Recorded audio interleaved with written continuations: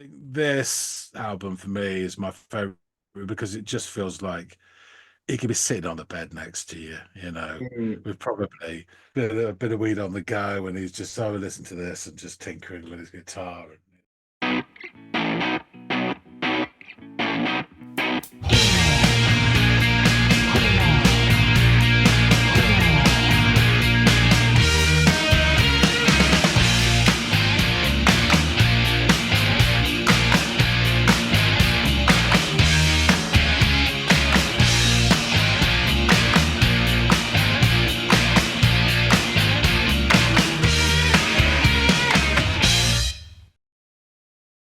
Hey, everybody out there. Welcome back to another episode of the Audiophiles. I'm Andy. That's John. And today we're going to dig into some music. Probably comes as a surprise to no one out there. But John, you're going to be offering me something to go off and listen to. What do you have up your sleeve, sir? Okay, a little special treat for you today. So we're going back to the well that is known as Nick Drake. Ah, okay. Um, The I acoustic pre stylings of Yeah, Mr. so previously given you Riverman and The Yes, Day Is and Done. day is done. Yeah. The now is time to go to his third and final album. Um, the problem is these songs are very, very short. So I've decided to spoil you and give you two tracks to listen to, which added up is probably only 4 minutes anyway in All total. right, Mr. Double Dipper. So, yeah, so we have Place to Be and Pink Moon, the title track from the album. So shuffle off and listen to those two fellas and come back and share all with the class. All right, I will do just that.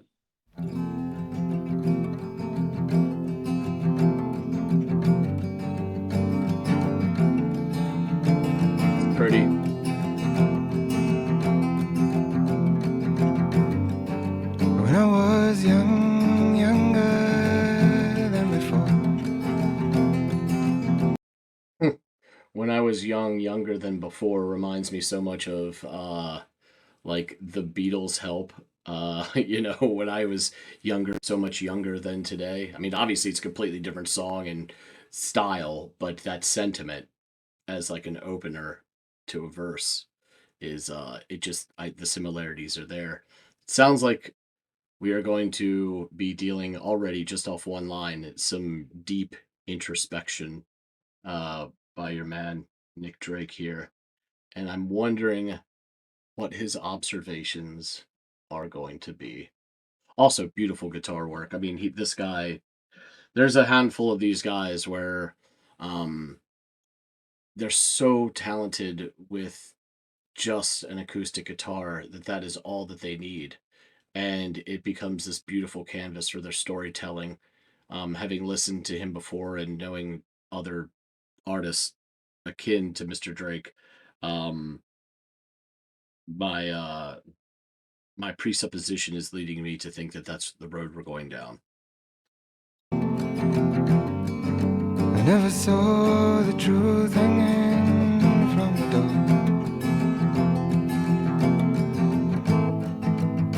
And I want more to see you face to face. And I want more to gotta get up, clean the place.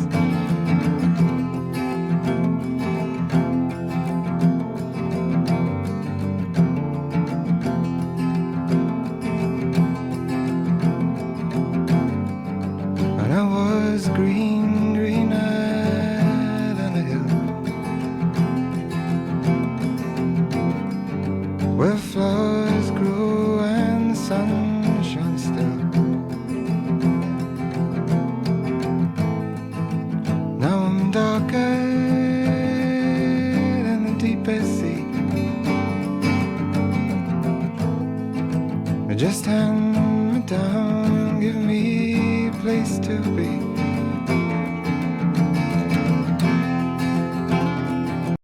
So the first verse, it sounds like he was talking about his youth and being youthful, and juxtaposing that to now that he's older at the time of writing this. And then the next verse kind of talks about then his naivety often that goes along with being youthful, right? Or inexperienced. Those two don't necessarily have to go hand in hand, but they often do. Um, and then ends it with, I don't know, maybe the optimism. He starts it with a sort of maybe the optimistic naivety that comes with inexperience and youth, and then towards the end, it sounds very much like um, someone who is beyond that and is now perhaps jaded or resigned to the way things really are. I don't know. That's my guess anyway.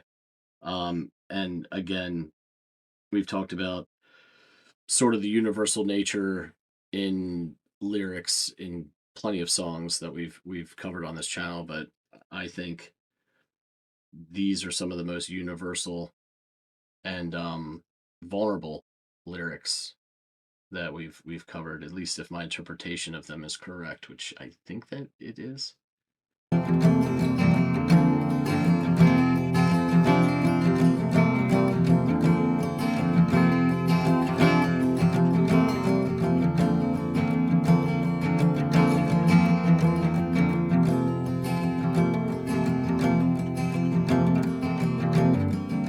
When I was strong, strong in the sun.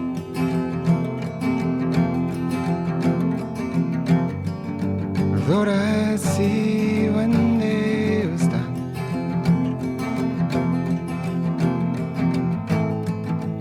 Now I'm weaker than the palest blue. Oh, so weak in this need for you.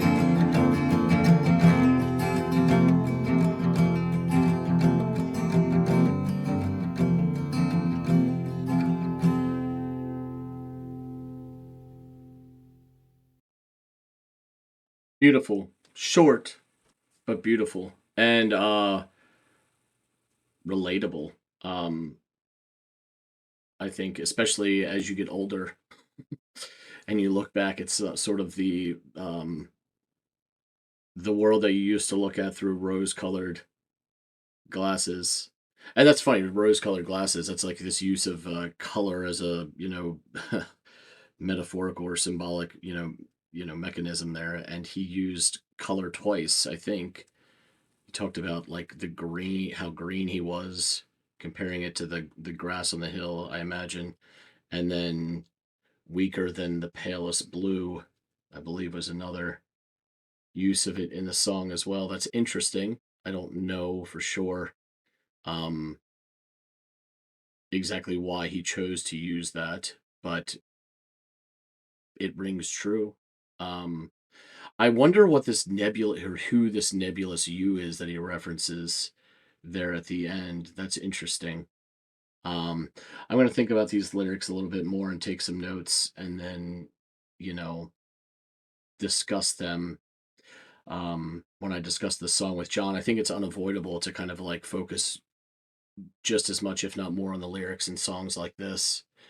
The music is very linear and simple. It's gorgeous though, but there's not much to say outside of that, right? This is this is prose that warrant discussion, especially with a character like Nick Drake, and sort of the narrative uh, that he had and the his fate. So yeah, interesting stuff. I'm going to want to go over these lyrics a little bit with John, confirm that I have what I think I have correct, and take my notes and thoughts down about them. All right, let's move on to the next Drake song.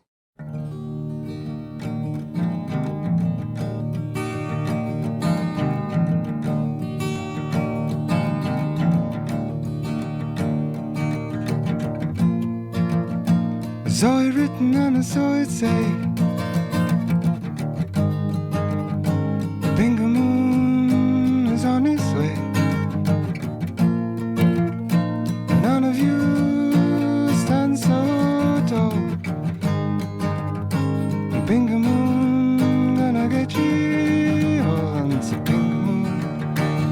There's a pink Just then, I don't know what it was about. I mean, he's obviously tenfold more melodic than who I'm about to compare him to, but the falling off of pitch there in his voice a little bit reminded me of Dylan, actually. Both incredible songwriters, but I don't think anyone would argue that Dylan has a better voice than Drake. I think it's obviously it's obvious that Nick Drake has a better voice than Bob Dylan, but there is technique is not the same as the final outcome. Um, and I think that was a similar technique. It just reminded me of Bob Dylan a little bit there. So yeah, let's take that back a little bit and press on. Stand so tall. Pink moon, gonna get you. Oh, it's a pink moon. There's a pink moon. Pink, pink, pink, pink. Pink moon.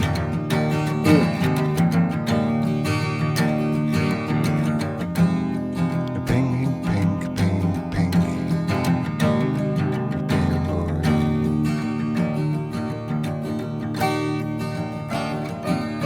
Oh, that's gorgeous. I didn't expect piano.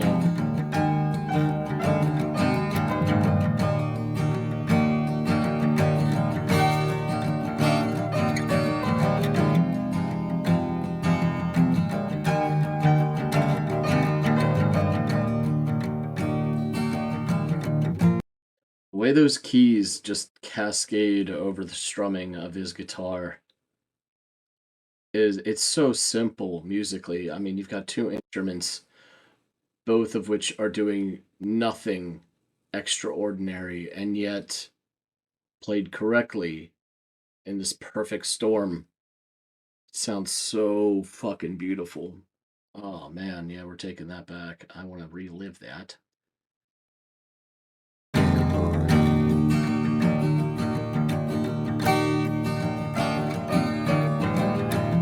Hmm.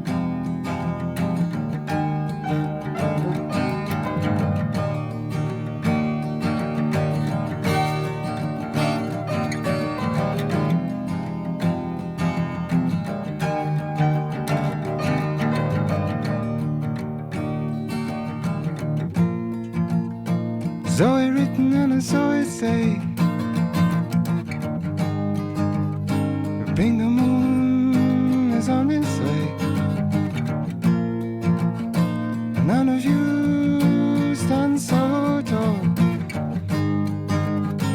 Pink moon gonna get you. Oh, it's a pink moon. Yes, a pink moon.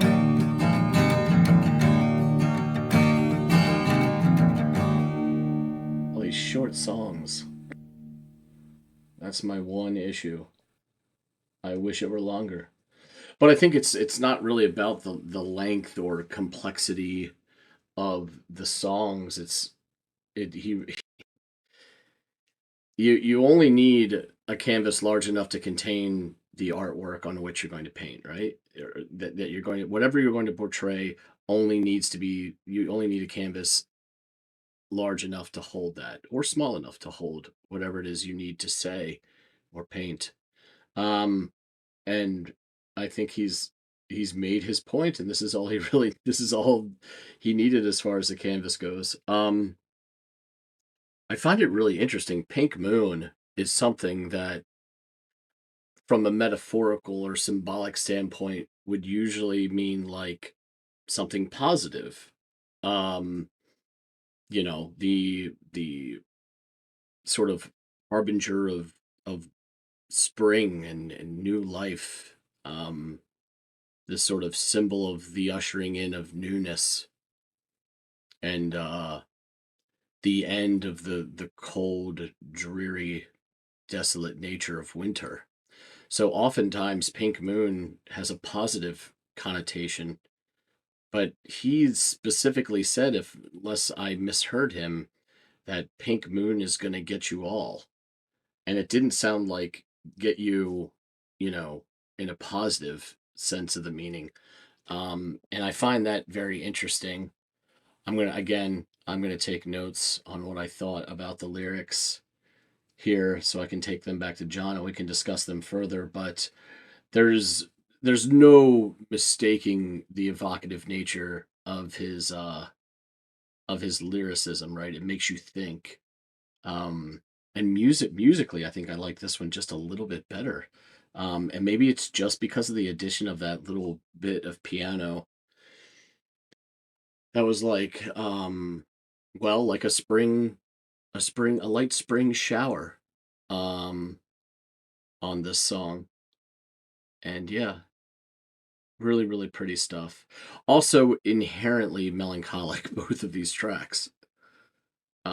Which sadly, I mean, maybe because he lived in such a state of melancholy, it was, um, you know, kind of second nature for him to write in this kind of way and to do it so perfectly. And I've said this 1,000 times, and I'll say it probably 1,000 more. There's something really, really beautiful about sorrow, and something cathartic about getting it out. And in this case, through art, through music. It's kind of like and forgive me here, but like an emotional enema. It gets it all out, and that is good for the soul. So let's get back to John and discuss this interesting man and his two tracks that I've listened to today.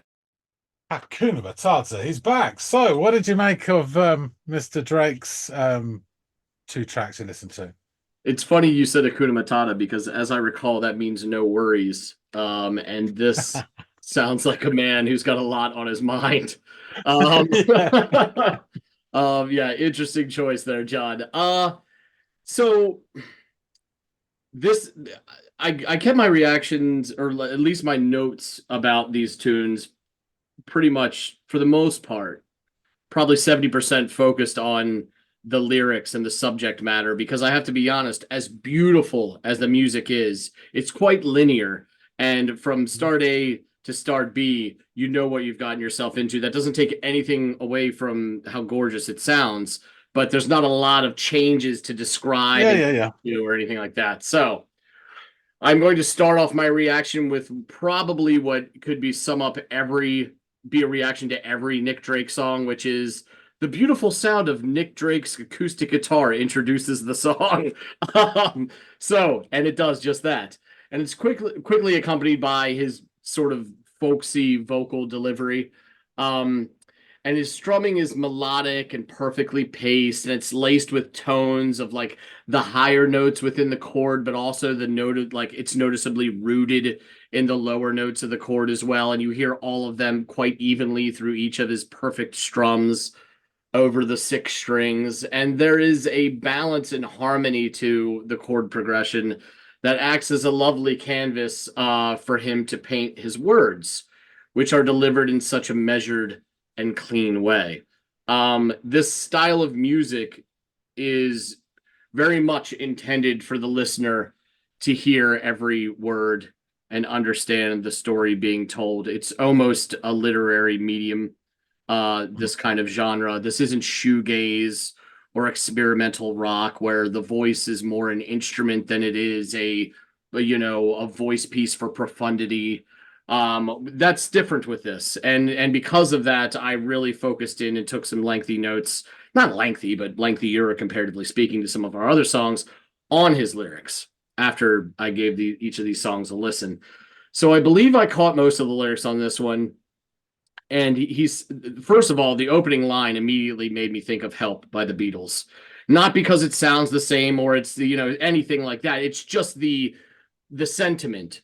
When I Yeah, was younger than before, is very much akin to when I was younger, so much younger than today.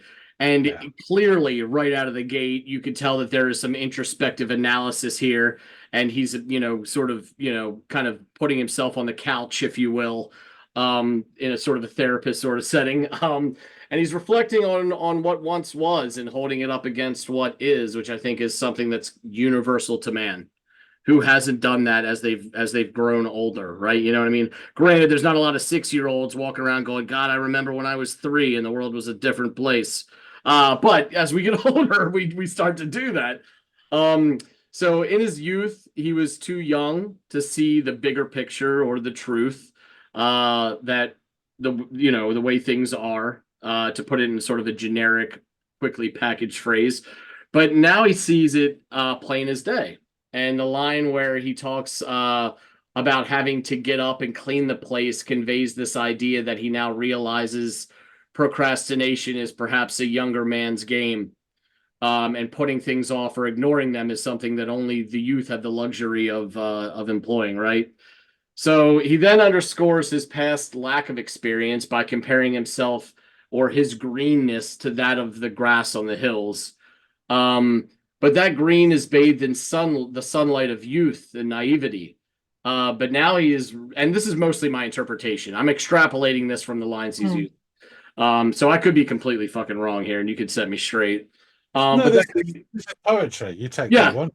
yeah, you're exactly. That's how I sort of see it myself. But I didn't know if you had some insight where he came out and said exactly what this song was about. That's undercutting my theory or anything. But he's now kind of resigned to the depths of the ocean, apathetic to the encroachment of those forces in life that can't be circumvented.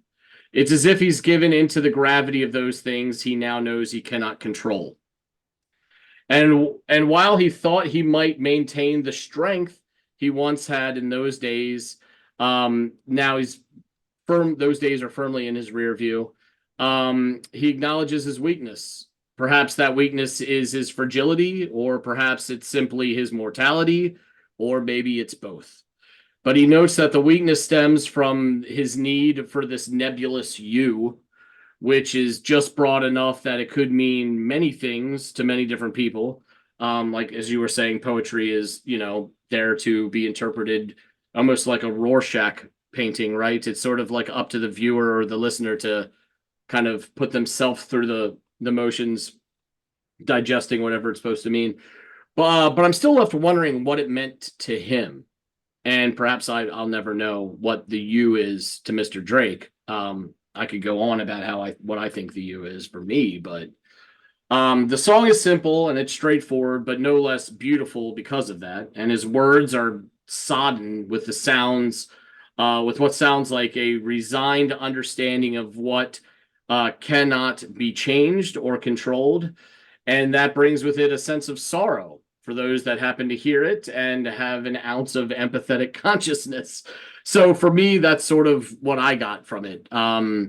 Almost this a retrospective realization that when you're young, you think you're bulletproof or can change the world, or your own world at the very least. But then you realize that the world will chew you up and spit you out and not look back. And you've got to learn how to maintain in an environment like that. So that's my take on Place to Be. One thing I will say is, and I don't disagree with anything that you've said, but it's really interesting because he is painting this picture of someone reflecting back on what was before. But when he recorded this, he was 24. Yeah. Well, I mean, it's funny because at 24, you might even look back and be like, man, yeah. it's different than when I was 16. Yes.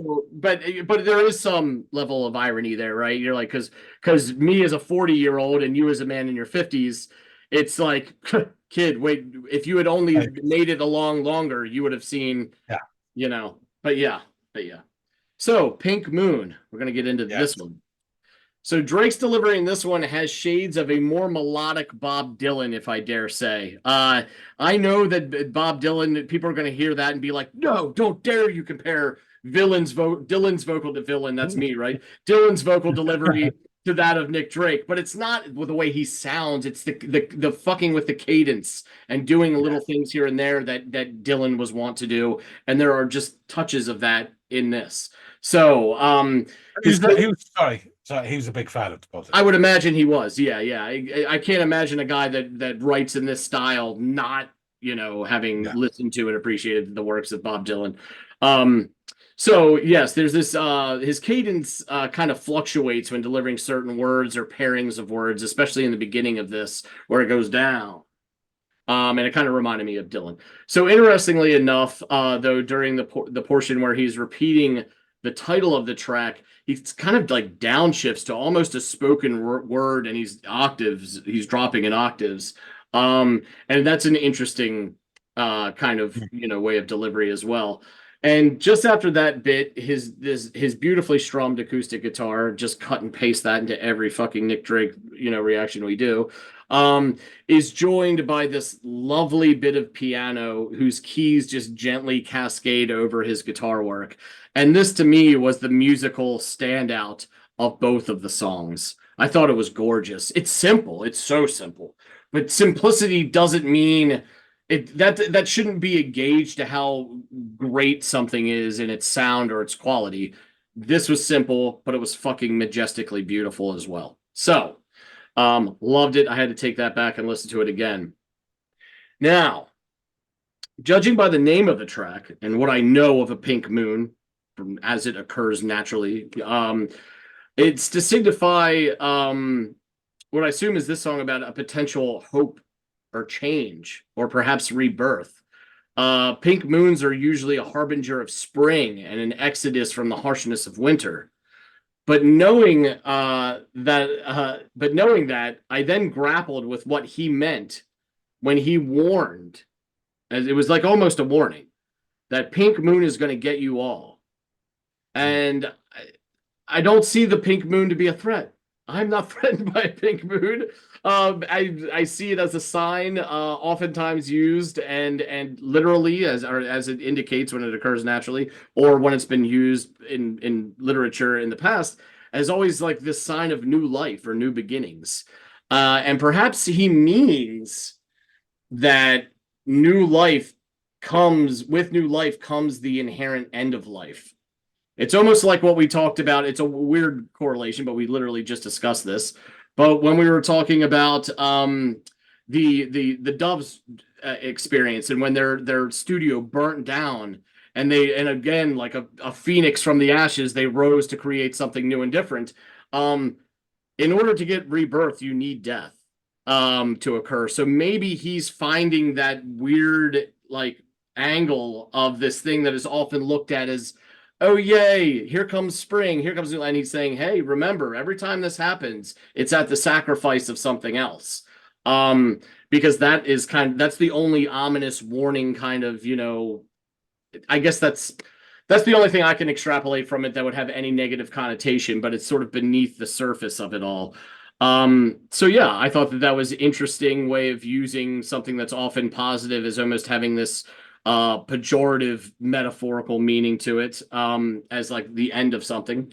And sadly, given what we know about Drake and his fate, it makes it all that much sadder, even if that wasn't the song's intent, or perhaps even if it's the opposite of the song's intent. The poetic irony isn't lost on me, and it only makes it that much more depressing when you dwell on it. But it was beautiful, and again, a simple song, much like the other. But I can't shake the depressing nature of it. But I'll say, and I've said in the past, I think I even said it in the reaction, that I find, like, not to sound like a goth kid or emo or anything, but I find so much beauty in sadness. It's part of the human condition. It is the the yin to happiness is yang, and you need it to strike balance and to appreciate things greatly and on a deeper level. So I liked it. I liked it a lot. Even if this is stuff that you probably want to listen to when you're in the right mood or mental state, there is again a kind of a crude phrase that I coined or used in the reaction, is that songs like these can provide an emotional enema. And sometimes it's cathartic and you just need to flush out all the bad juju, and things like this can help move things along, if you will, and not to torture this metaphor anymore. But there you are. That's my take on these two really simple but pretty songs musically that have a lot of potential depth to them lyrically. Spoken like a true Smiths fan. Um, I know I should be. I know I should be. I just can't bring myself. more on that later. But anyway, um, yeah. So as we mentioned, we've already done 2 episodes, Riverman and The Day's Done. I'll put them together as a playlist, so you can go back looking there. We talk yesterday, particularly the first one, about Nick Drake's life and what happened, etc., etc. But just to remind you, Nick Drake, June 1948 to November 1974, folk pop, chamber folk, whatever that means. So these two, as we said, are from the album Pink Moon, his third album, recorded on the 30th and the 31st of October 1971 and released in February 1972. The album has a total running time of just over 28 minutes. So in October 1971, Nick Drake approached record engineer and producer John Wood, who had worked with Drake on his previous 2 albums and who Drake felt was one of the few people he could trust. And talking about doing almost a live album and cutting it all back, which is what he did.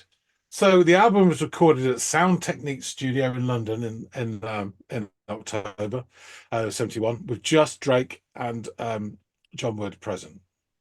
The studio was already booked during the day, so Drake and Wood would arrive at the studio at 11 p.m. And they would simply and quietly record half the songs. The next night, they did exactly the same, just the two of them. And in only 2 late night sessions with just his voice and the guitar and 1 instance of a piano, Nick Drake created what is considered by many to be one of the most influential folk albums of all time. Just 2 sessions. Now there's a lot of legend and myth about this album, and a lot of people foreshadowing stuff that isn't there or is there, and what was his mood like then, during, afterwards. Did he kill himself? Was it accident? A lot of this stuff we'll never know. But one of the most popular legends is that Nick Drake actually dropped the album off in a plastic bag at Island Records in reception and left without anyone knowing. There's a little bit of truth in that, but in an interview in 1996, Island's press officer, David Sanderson, recalled Nick Drake's arrival at the company that day. He said, I saw him in reception after I came back from lunch, and I was talking to somebody. I saw a figure in the corner on the bench, and I suddenly realized it was Nick. He had this big 15 inches per second master tape box under his arm. And I said, have you had a cup of tea? And he said, yes. And I said, do you want to come upstairs? And he said, yes, okay. So we went up to my office, which is on the top of the landing. And it was a landing that went into a big office area with a huge round table where that's Chris Blackwell, the Island Records founder, and everybody else were very democratic. And there was this big Revox sound system there. And he just sat in my office area for about half an hour, after which he said, I better be going. And I said, okay, nice to meet you. Nice to see you again. And he left. Now, we went downstairs and he still had the tapes under his arm. And then about an hour later, the girl who worked behind the front desk called up and said, Nick's left his tapes behind. So I went down and it was the big 16-track master tape, and it said Nick Drake, Pink Moon. I thought, that's not an album I know. So the first thing to do was get in the studio and make a 7.5-inch safety copy, because I was the master. So we ran off a safety copy to actually play. And I think 24 hours or so later, it was put on the Revox in the main room, and we first heard Pink Moon. So yeah, the tapes of Pink Moon sessions included Drake's recording of Plaisir d'amour, a classical French song written in 1784 by Jean-Paul Egide Martini. Plaisir d'amour was on the track listing of Pink Moon master tape box as the first track of side 2 when the tapes were presented. However, there was a note in reference to the song inside which said, spare title, do not use. So the song didn't make it onto the album. The recording was less than 1 minute long, featured guitar with no vocals, but had it gone on to Pink Moon, it would have been the only song on any of his albums that he didn't write himself. That's just interesting. Pink Moon, the album, received more attention than his previous 2 in the music press, but reviews were still sort of brief and lukewarm. Sounds magazine suggested that Nick's songs necessarily require further augmentation, for whilst his own accompaniments are good, the songs are not sufficiently strong to stand out without any embroidery at all. And Time Out wrote, these are all contemporary reviews. Nick Drake is likely to remain in the shadows, the private troubadour of those who've been fortunate enough to catch an earful of his exquisite 3 a.m. introversions. And then as time went by, particularly after around from the year 2000 onwards, the reviews became much more effusive. Q Magazine in 2000, Drake made a record so singular and uncompromising that superficially it beggars belief. Few records have ever sounded so intimate or embodied the internal human ailment known as melancholy with such grace and assurance. Yeah. And Uncut Magazine says what remains clear is that this is one of the premium singer-songwriter albums. Nearly every one of its 11 tracks is a timeless classic. Rolling Stone. By the time of these sessions, Drake had retreated so deeply into his internal world that it's difficult to say what the songs are about. His lyrics are so compressed as to be a kind of folkloric haikus. His voice conveys in its moans and breathy whispers an alluring sensuality, but he sings as if he were reviewing his life from a great and bridgeable distance. That element of detachment is chilling, which I think is a really cool observation, and I do agree with that. Just to wrap up, Old Music said Pink Moon, more than anything else, is the record that made Drake the cult figure he remains. Drake's elegant melancholy avoids sounding pretentious in the least, thanks to his continued embrace of simple, tender vocalizing. Meanwhile, the sheer majesty of his guitar playing, consider the opening notes of Road or Parasite, makes for a breathless wonder to behold.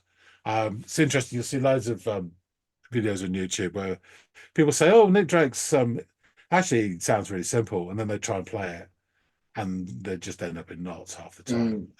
It's one of these ones that just sounds so simple. This guy was doing the both the bass and the melody to Parasite, and then trying to sing, and he just broke down every time. He couldn't do all three. So in 2020, Pink Moon was ranked 201 in Rolling Stone's 500 greatest albums of all time. In the UK, Pink Moon was placed at number 48 in Melody Maker's 2000 list of best albums of all time, and number 126 in Uncut's 200 greatest albums of all time in 2016. So really quickly, there's not a lot of lyrics to these. I'd say it's like little verses of poetry. Sure. Place to be. You pretty much nailed it. So when I was young, younger than before, I never saw the truth hanging from the door. And now I'm older, see it face to face. And now I'm older, gotta get up, clean the place. And I was greener than the hill, where flowers grew and sun shone still. Now I'm darker than the deepest sea. Just hand me down, give me a place to be. And I was strong in the sun. I thought I'd see when day is done. Now I'm weaker than the palest blue. Oh, so weak in this need for you. Yeah, it's lovely imagery, isn't it? Obviously, this, stronger, weaker, and the colors and everything. Yeah, the colors is what's something that he uses throughout too. That's interesting. Yeah, That's which one of again the is first thing that caught my eye. that pastoral feel to it, which Yeah. was in the other songs as well. What's causing this?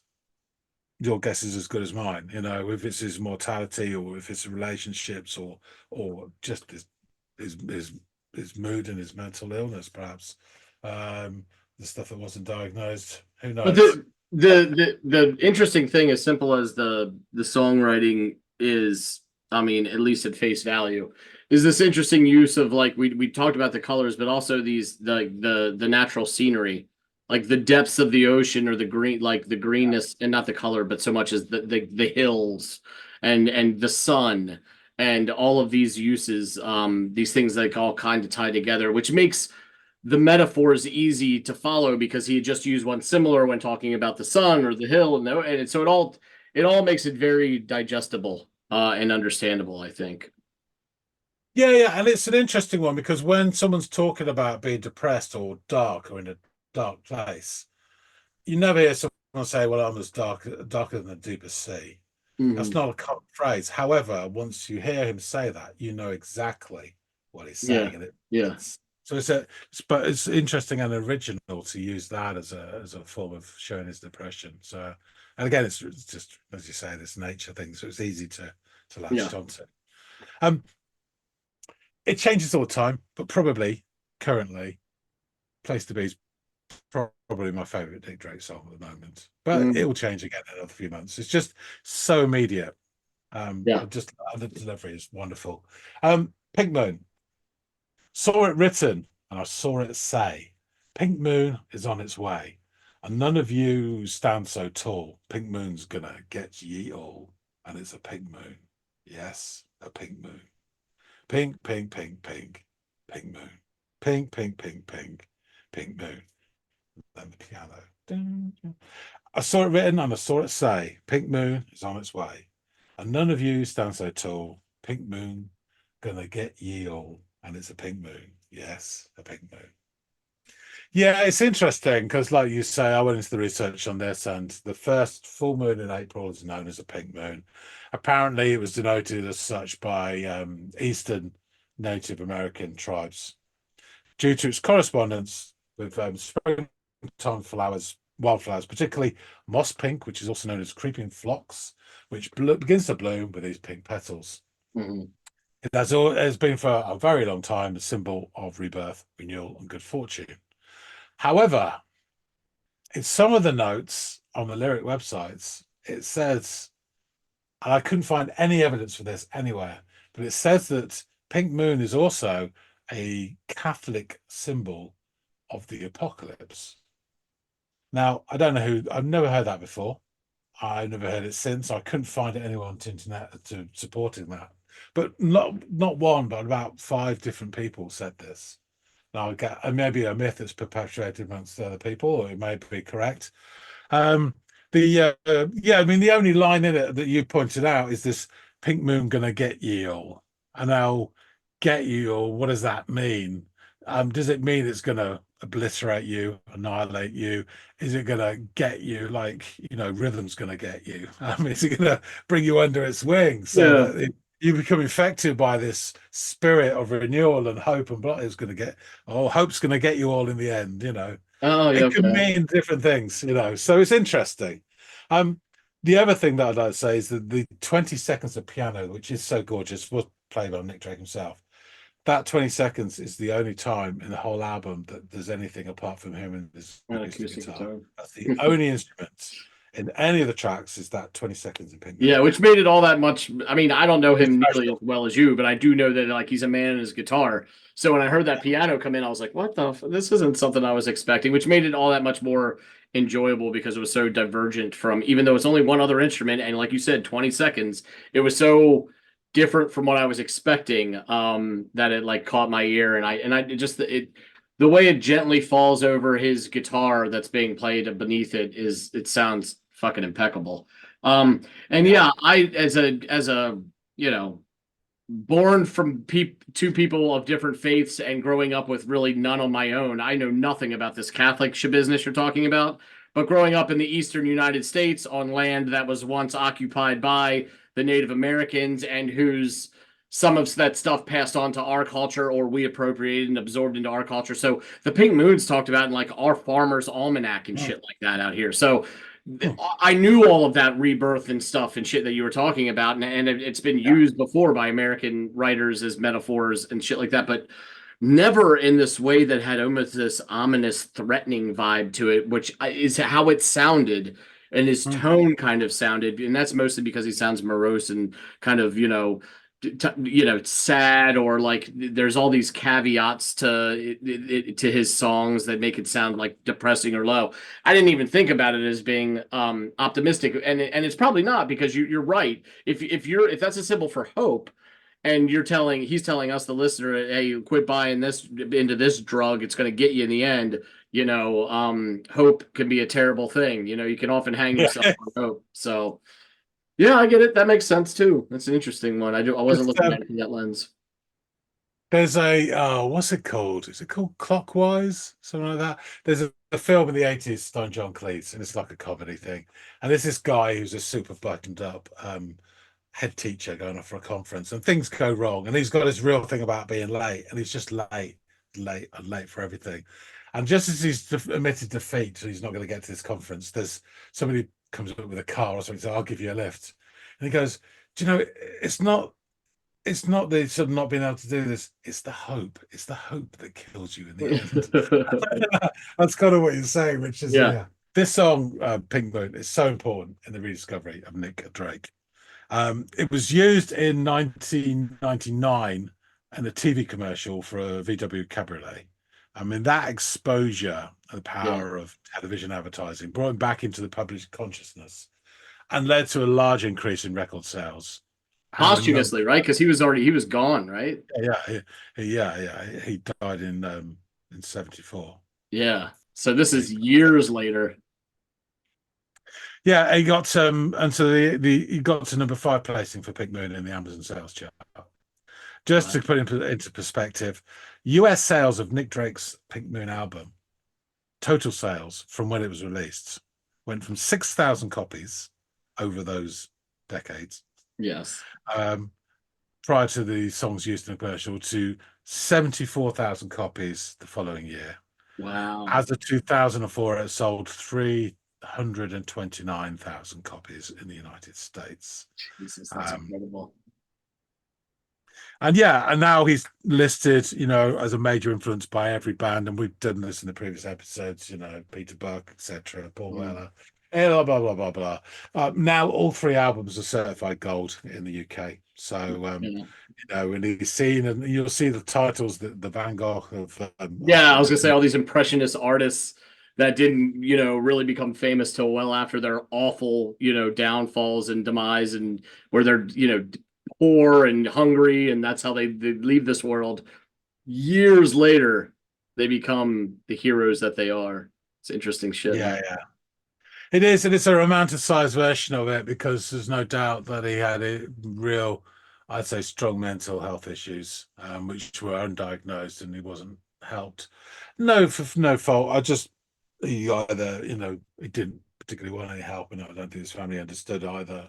And we're talking early 70s. It wasn't really widespread thing that was looked at.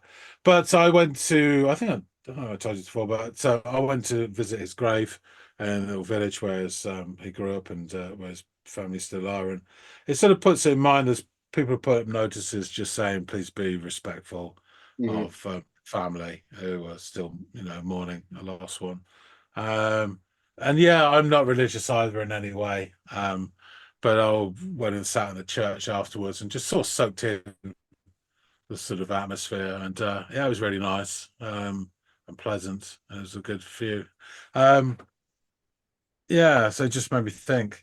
So anyway, I thought I'd give you a slightly different, this very personal and intimate sort of version of Nick Drake. And the first 2 albums are beautiful. And you heard the orchestrated song like Riverman, in particular, is just wonderful. But I think this album for me is my favorite because it just feels like he could be sitting on the bed next to you, with probably a bit of weed on the go, and he's just listen to this and just tinkering with his guitar, and he's got a big long bloody scarf wrapped around him, like some of the pictures and all that sort of thing, and his shaggy hair, and it's cool to hear, and you feel like you're almost there. And you're right, in particular moods, the dark they call it the smoky voice in the 3 a.m. introversions. It is absolutely wonderful to listen to at certain times, and I love listening to it late at night driving, particularly when we're coming back from somewhere and everybody else in the car is asleep, and you just put it on, and his voice is just drifting above you. It feels like you're the only 2 people on the road. Nick Drake is great.